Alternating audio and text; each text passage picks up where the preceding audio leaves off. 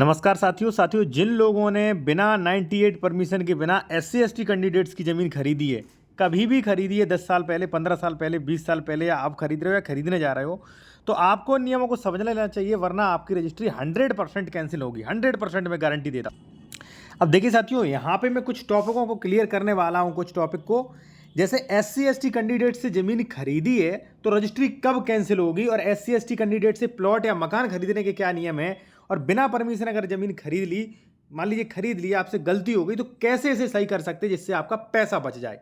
अब देखिए साथियों, मैं आपको बता दूं, जो भी बताऊंगा मैं विद प्रूफ जो है बताऊंगा, और यहाँ पे वो भी प्रूफ दूंगा जिससे जो है लोगों की ज़मीनों पे जो है 104 105 नोटिस जारी हुए हैं सरकार के द्वारा। यहाँ पे आप देख सकते हैं, सरकार बराम इनका नाम दिया गया है। 104 105 104 105 एक नहीं बल्कि 4 रजिस्ट्रियाँ कैंसिल हुई डायरेक्ट, ठीक है। और यहाँ पे आप साथियों देख सकते हैं कि राज्य सरकार में जमीन लगाए जाने हेतु सेवा में आख्या प्रेषित, तो यानी कि कई लोगों की जमीनें जो है वो जा रही हैं, ठीक है। मान लीजिए किसी को 10 साल हो गए, 15 साल हो गए, अब जाके उन्हें नोटिफिकेशन आता है कि भाई ये जमीन तो राज्य सरकार में जाएगी।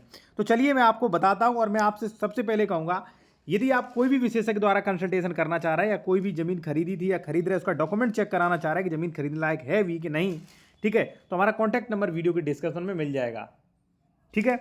साथियों, सबसे पहले हम बात करेंगे कि SC ST कैंडिडेट्स की जमीन खरीदने जो है जमीन रजिस्ट्री कब कैंसिल होगी। तो देखिए, अगर मान लीजिए आप लोगों ने कोई प्लॉट खरीद रहे हो, कई बार हमने देखा क्या करते हैं, एडवोकेट गलत राय दे देते हैं और प्रॉपर्टी डीलर से मिले हुए होते हैं वो, कि भाई नहीं, जो है SC ST कैंडिडेट्स की ज़मीन जो है वो खरीद सकते हैं, रजिस्ट्री में आवासी दिखा दोगे।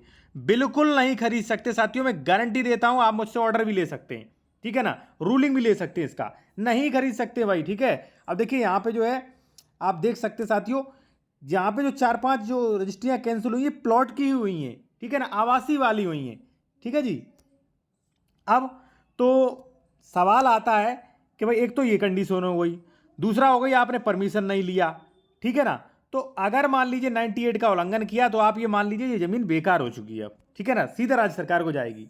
सेकंड कार्रवाई क्या, देखिए इसके बारे में प्रोविजन करता है धारा 104 105। क्या कहता है धारा 104 105, वो आप समझ लीजिए।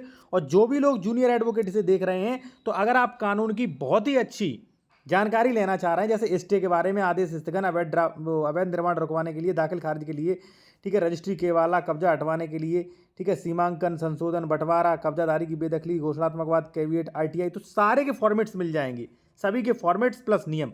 तो ये काफ़ी महत्वपूर्ण ई बुक है।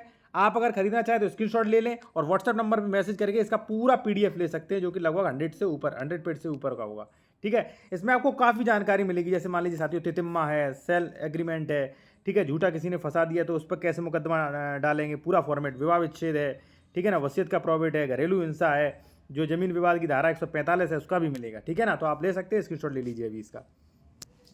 अब 104 105 कहता है साथियों कि जहां किसी भूमंदर या किसी जोत द्वारा उसके भाग हित का अंतरण 104 के अधीन शून्य हो जाए, यानी कि 104 ये कहती है कि अगर मान लीजिए आपने किसी भी कानून का उल्लंघन किया, तो वहां पे 104 105 की कार्रवाई होगी, जमीन राज्य सरकार में नियत होगी। जैसे मान लीजिए आपने SC ST कैंडिडेट्स का आवासीय प्लॉट वगैरह खरीद लिया आपने विदाउट परमिशन के, ठीक है, कोई वहां पे परमिशन वगैरह नहीं, तो ऐसे में राज्य सरकार में नियत हो जाएगा। तो किसकी कार्रवाई होगी, 104 105 की, ठीक है।